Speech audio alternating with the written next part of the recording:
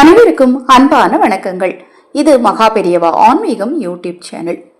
கடன் தீர, செல்வம் சேர, தங்கம் சேர, அடமானம் வைத்து நகையை மீட்க இன்று இரவு இந்த 3 பொருளை ஒன்றாக ஒரு பாத்திரத்தில் போட்டு தண்ணீர் ஊற்றி வையுங்கள்.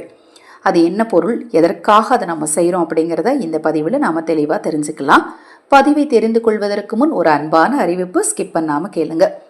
நம்ம சேனல் சார்பாக நவக்கிரக சாந்தி ஹோமம் மற்றும் 2026ஆம் ஆண்டு மார்ச் முதல் 2028 அக்டோபர் வரைக்கும் பார்த்தீங்கன்னா கிரக சூழல் படி வாகனம் வைத்து வாகனம் ஓட்டுறவங்க இந்த பரிகாரம் செய்துக்கணும். அது என்ன பரிகாரம், என்ன விஷயம் அப்படிங்கிறத நீங்கள் முழுமையாக தெரிஞ்சுக்கணும்னு விரும்புனீங்கனாலும் அக்ஷயபாத்திரம் உணவளிக்கும் திட்டத்தின் மூலம் ஆதரவற்ற ஏழை குழந்தைகளுக்கும் முதியவர்களுக்கும் உணவளிக்க விரும்பினாலும் 9344692042 இந்த வாட்ஸ்அப் எண்ணிற்கு தொடர்பு கொள்ளுங்க. அதை பற்றிய தெளிவான விளக்கம் உங்களுக்கு கொடுக்கிறேன்.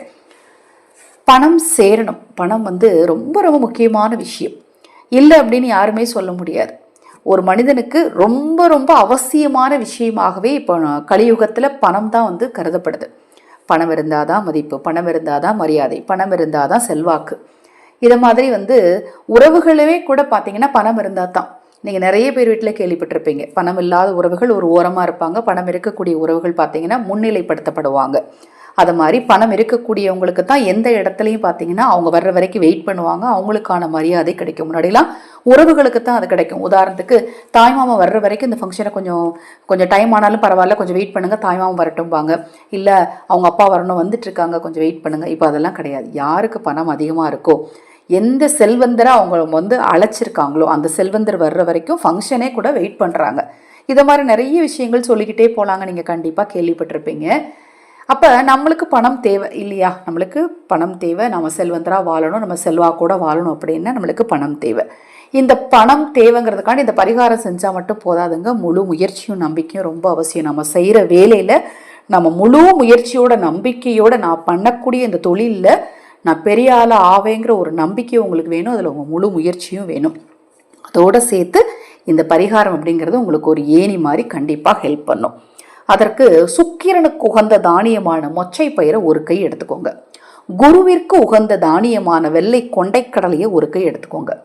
புத பகவானுக்குரிய தானியமான பச்சை பயிரை ஒரு கை எடுத்துக்கோங்க. இந்த 3 பொருளையும் ஒரு கையளவுக்கோ, இல்லை என்கிட்ட கம்மியாக தாங்க வீட்டில் இருந்துச்சு அப்படின்னா கொஞ்சமாக இருந்தால் கூட போதுங்க, எடுத்து ஒரு பாத்திரத்தில், சுத்தமான பாத்திரத்தில் போட்டுட்டு நேராக பூஜை அறைக்கு போங்க.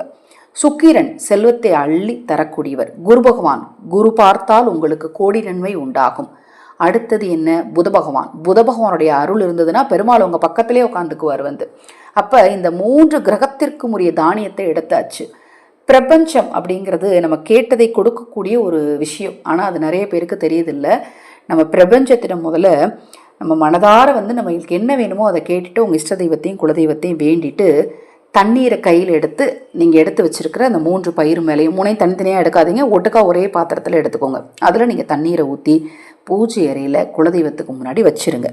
மறுநாள் காலை, சனிக்கிழமை காலையில் அதை கொண்டு பசுவிற்கு கொடுக்கணும். இந்த வெள்ளிக்கிழமை தான் இதை செய்யணுமாங்க அப்படின்னா உங்களுக்கு எந்த வெள்ளிக்கிழமை நேரம் கிடைச்சாலும் சரிங்க, இந்த 3 பொருளையும் ஒன்றாக கலந்து நீங்கள் மறுநாள் காலையில் சனிக்கிழமை கொண்டு போய் பசுவிற்கு கொடுக்கணும். வெள்ளிக்கிழமை இரவு ஃபுல்லாக உங்கள் வீட்டில் அந்த பொருளானது இருந்து தண்ணீரில் ஊறி மறுநாள் காலையில் அதை கொண்டு போய் நீங்கள் பசுவிற்கு கொடுக்குற மாதிரி இருக்கணுங்க. நல்லா ஊறணும். கொஞ்சம் தண்ணி நிறையாவே ஊற்றி வைங்க. எனக்கு பக்கத்தில் பசுவிற்கு கொடுக்கறதுக்கு வாய்ப்பு இல்லை, நிறைய பேருக்கு கண்டிப்பாக இந்த கஷ்டம் இருக்கும். அவங்க என்ன பண்ணுங்க, அதை அப்படியே ஒரு தொட்டியில் போட்டு விட்டுருங்க. அதை நான் நல்லா முளைப்பாரி மாதிரி முளைச்சி வந்துடும். அதன் பிறகு கொண்டு போய் ஓடுற தண்ணீரில் போட்டுருங்க. உடனடியாக நீர்நிலைகளுக்கும் போக முடியாது. ஒரு சிலருடைய சூழ்நிலை நீர்நிலைகள் பக்கத்தில் இருந்தால் அங்கே கொண்டு போய் விட்டுறலாம், தவறு கிடையாது.